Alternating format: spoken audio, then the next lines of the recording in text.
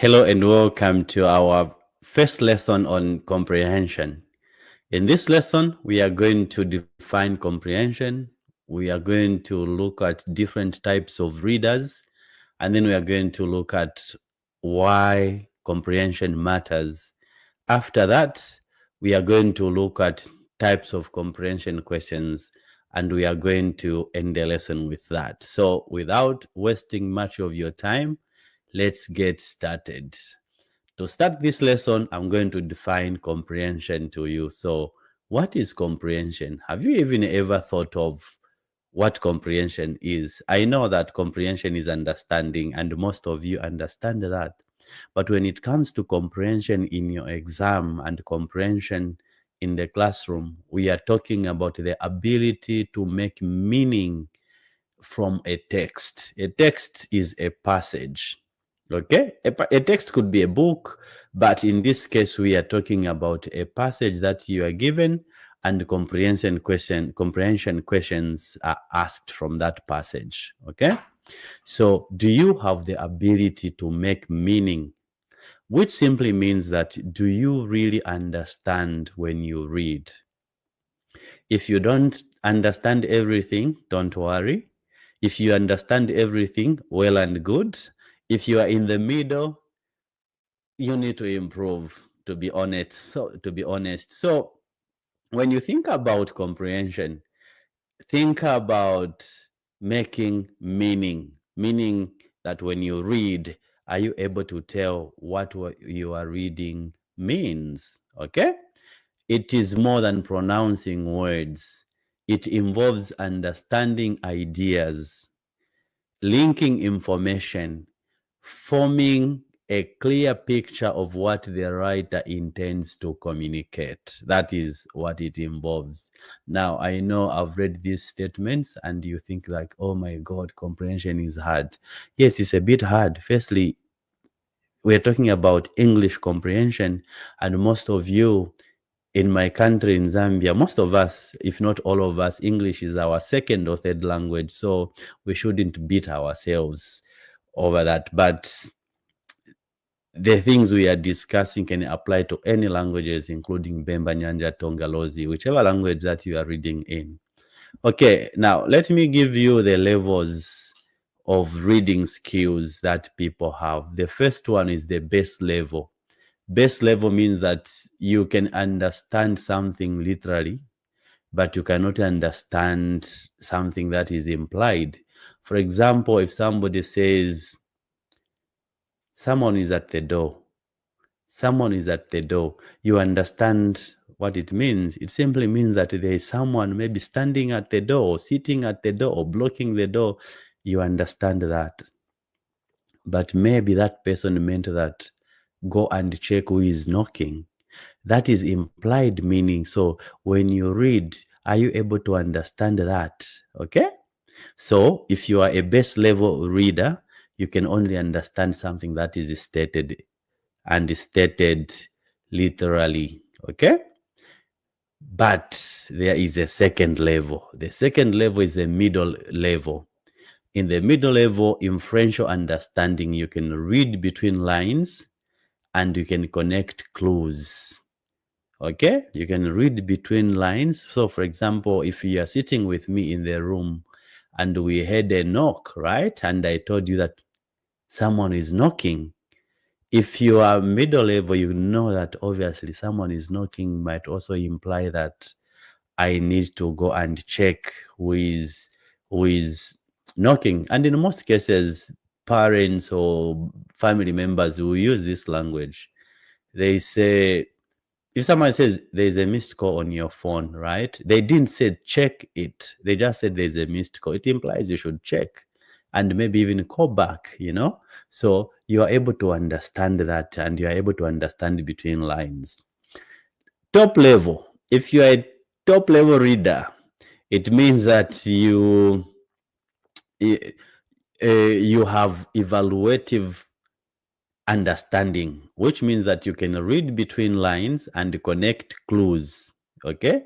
And beyond that, you can judge ideas and you can detect bias. So if, for example, someone is biased, you're able to tell that, no, no, no, no. I'll give you an example. If I say poverty in Africa, which is a usual thing, is leading a lot of young women into prostitution, right?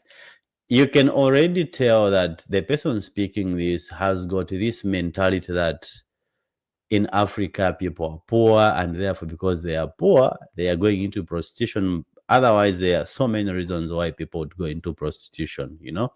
But you know that this is biased. You are able to tell and to read between lines, and you can assess effectively, and you can understand what someone is saying without being swayed by the speaker.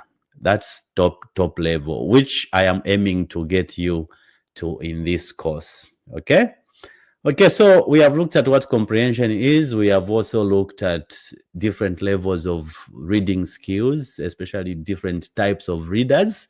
Now let's look at why comprehension matters. You know that you're going to write an exam, so this is why it matters. You're going to write an exam, you need to understand the passage when it is presented to you, and you need to answer questions from that. So this is very important for you to learn, and this is very important for you to join in this course because it matters to you as a student. Okay? In real life, every day we read and read and read, and we use comprehension skills. Think about this. If you get a job today, there will be papers to sign, there will be contracts to read and sign. All those you need to read and understand.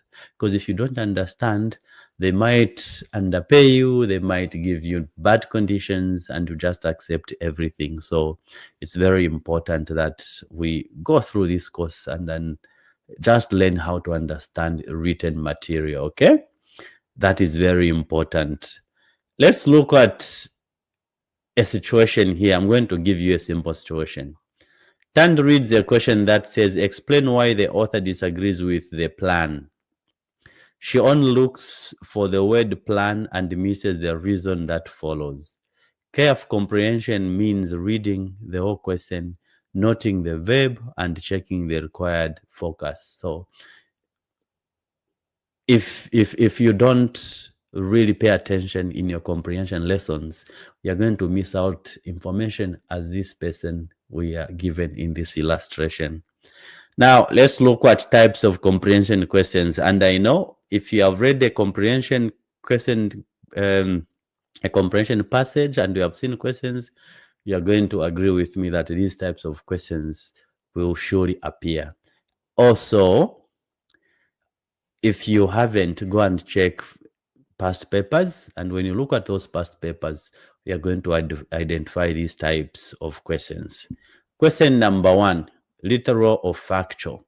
These, they want you to find information that is clearly stated. Okay, signal words include according to the passage, states and mentions. For example, if they say according to paragraph 3, okay, according to paragraph 3, you even know that I'm not going to look for something that is clearly stated because they have told you where to find it, and obviously in that paragraph. So you can say, according to paragraph 3, how many months did the rain fall? You know, so you can look at that, go back to the passage and look for that particular fact. Now, if you're looking at that particular fact, there is a skill of reading that you need to use, and we are going to look at that in the next lesson. Okay. The second type of question is main idea or summary. So when they say, what is the idea?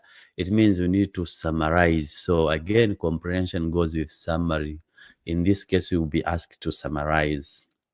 Then the next type is vocabulary. There are some words where they say, what is the, according to the passage, what is the meaning? And especially in the Zambian syllabus or English syllabus for high school students, you'll find that there will be at the end maybe 1 or 2 questions saying, what is the meaning of this word according to the passage.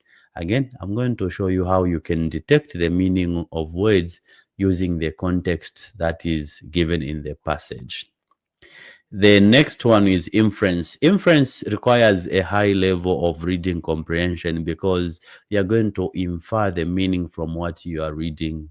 This combines clues to reach a logical conclusion. So you are looking for clues from the passage for you to reach a logical conclusion. And that conclusion usually is what the author has or the examiner has in mind. So even if you are going to use different words to write from what the author has said, you really be close to that. And in some situations, you might be given this type of question and it will be a single choice, meaning that out of the 4 options given, you choose one. Okay, that is how that works. The other one is the structure and technique. This one, it notices how ideas are organized and effect or compare. Okay, there are sometimes ideas are arranged in a sequence, ideas are arranged in a contrasting manner. So the question might want you to compare or to look at things that compare or things that are contrasted within the passage. And lastly, reference and cohesion. This works with pronouns. When they say, in paragraph 2, what does this refer to? I'm sure you've seen questions like that. In this one, we are looking at referring to. For example, if there is a passage like, there are 2 sentences. They were moving upstairs when I noticed that something was wrong. Right? So they may ask questions like, who does they refer to in the passage or in paragraph so. So those are types of questions you need to think about. Okay, today we are going to end here. In the next lesson, we are going to look at reading skills. Okay, see you.